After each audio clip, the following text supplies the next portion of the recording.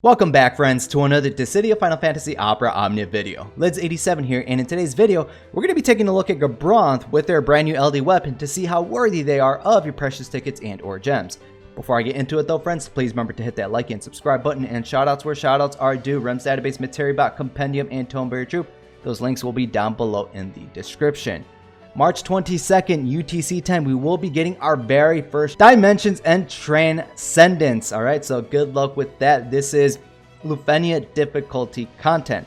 So on the right hand side, we are going to be getting Gabranth with their costume. In actuality, we're just paying him to take off his helmet.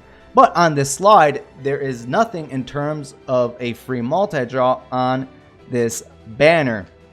On this banner, Gabranth, of course, is going to be getting his LD weapon synergy. We have Raijin and King, and of course, Paladin Cecil will be the burst character on this banner. So if you have yet to pick up Paladin Cecil's burst weapon, this is an excellent spot to do so, and this is the very last burst banner that will have Paladin Cecil's burst weapon on until he has repeated it a few months later down the line. Let's go ahead and take a look at Gabranth to see what he's going to be bringing with his LD weapon to the global side of the game. Now, if you're not familiar with Gabranth, he is a character from Final Fantasy 12. There's some kind of judges, I never played 12, I just know that they're judges. Alright, they look badass, I'm not gonna lie. He's a green crystal affinity character. He's a melee debuffing character, and he actually does receive a small rework. He does have party damage reduction built into his kit. Now, everybody that is already familiar with Gabranth and would like to skip ahead, there are going to be timestamps down below in the time frame, description, and comments if you'd like to skip ahead. Everybody else, let's recap what Gabranth does.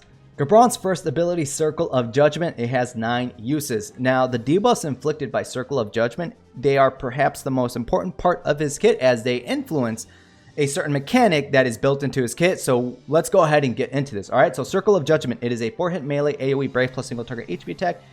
Brave heal the party by 20% of HP damage dealt, and he will grant himself Judge Magister, not grants as it's spelled out there, grants himself Judge Magister.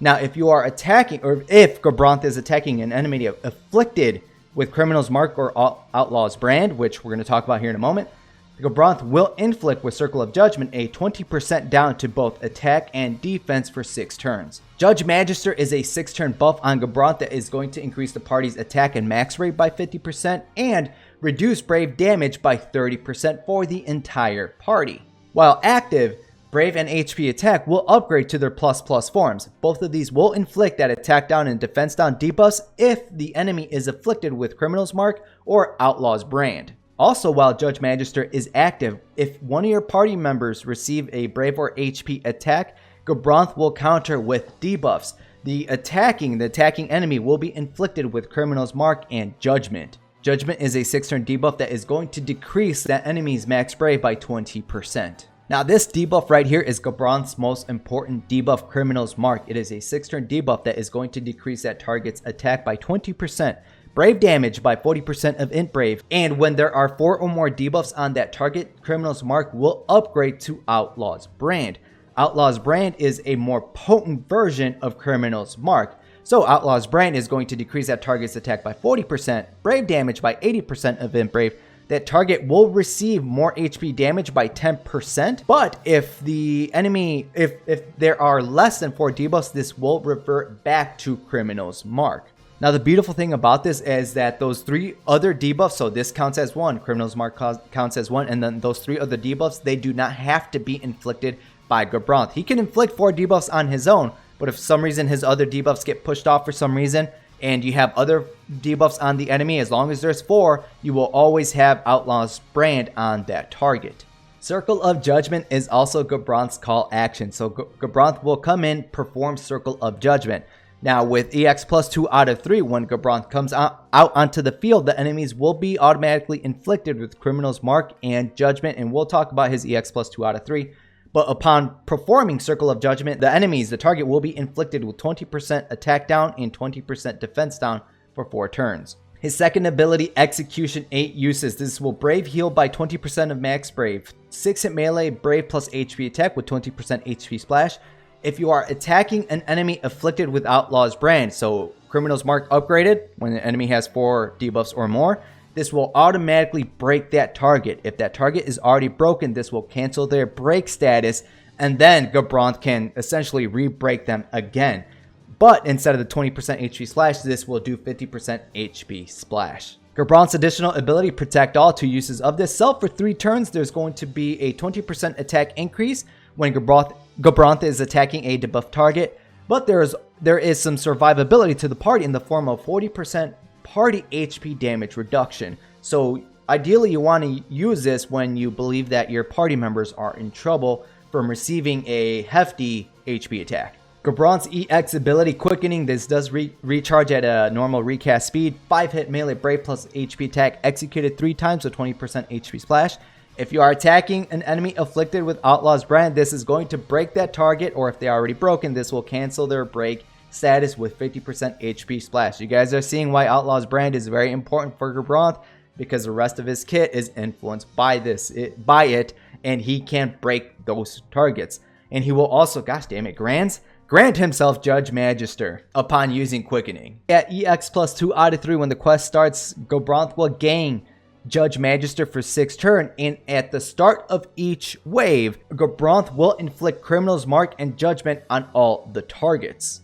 So with his EX plus 2 out of 3, the enemy already has Criminal's Mark and Judgment. Just uses upgraded Brave Attack plus plus or HP Attack plus plus to inflict that other attack down and defense down debuffs, and now you're at 4 debuffs, so Criminal's Mark will upgrade to Outlaw's Brand. After maxing out Gabranth's EX weapon, you will gain access to a B-type bonus sphere.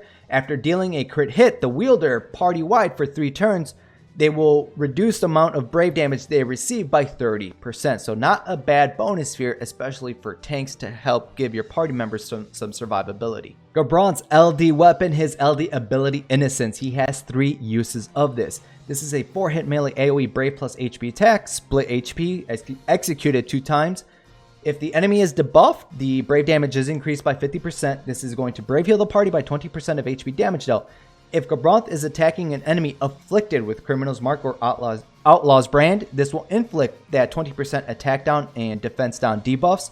This will grant himself a new buff called Prince's Keeper. Innocence will become Innocence Plus if the target is afflicted with Outlaw's Brand. Innocence Plus is a more beefier version of Innocence, so this is a 4-hit melee AoE Brave plus HP attack, split HP attack, executed 3 times.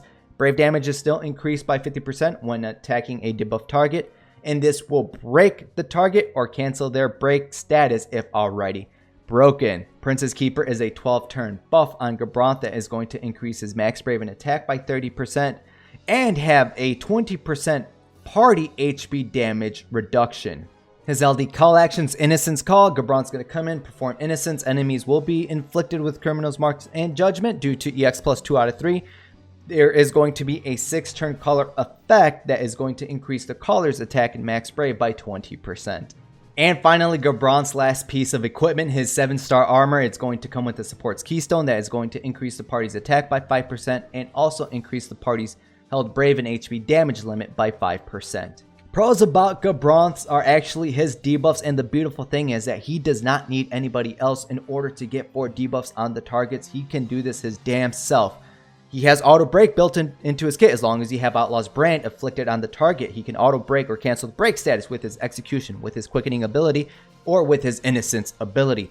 HP damage up in his debuffs, and he does have survivability for your entire party in the form of 30% Brave damage reduction and up to 60% HP damage reduction if you use his additional ability. Cons about Gabranth is that the enemies must be afflicted with Outlaw's Brand or have 4 buffs total in order for it to be Outlaw's Brand, in order for him to break the target or reset their break status. As you guys saw, that his abilities need Outlaw's Brand in order to do so. Now, if the enemies do happen to cleanse, luckily it only takes 2 turns to re-inflict all of Gabranth's debuffs, or 1 turn if the enemy attacks, because remember that Gabranth will counter with 2 debuffs.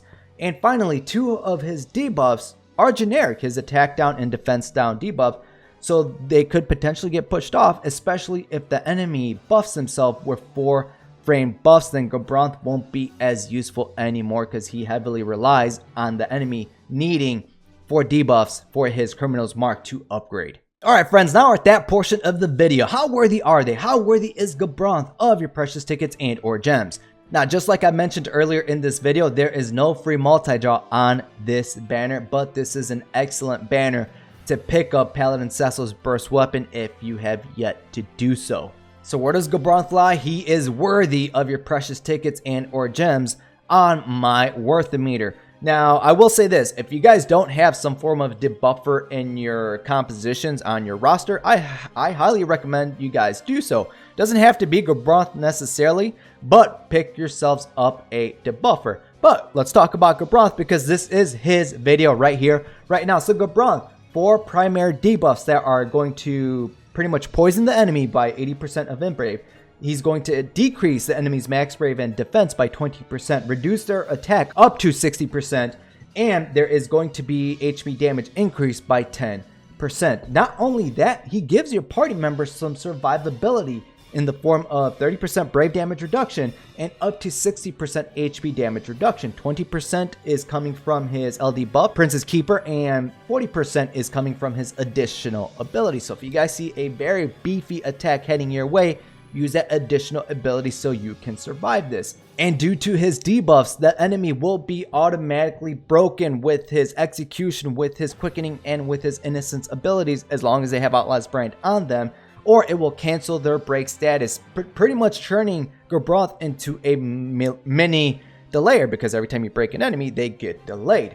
When it comes to Transcendence, this is why I said when I started this portion is that make sure you guys have some form of debuffer because there are some bosses that the special counter increase by inflicting debuffs on the target, and a great example is going to be the Transcendent stage, the very last stage, first wave. There's going to be 2 waves on the very last Transcendent stage where you have to inflict debuffs on the enemies in order to increase the special counter. So I highly recommend you guys get yourself some kind of debuffer. So if you don't have one, go for Gabranth. And not only that, let's say you don't want to use him on your team, but you have his call actions. He can inflict debuffs with his call actions, still allowing you to meet those that special counter increase condition. All right, friends, so at the end of the day, Gabranth is worthy of your resources, especially if you do not have a debuffer.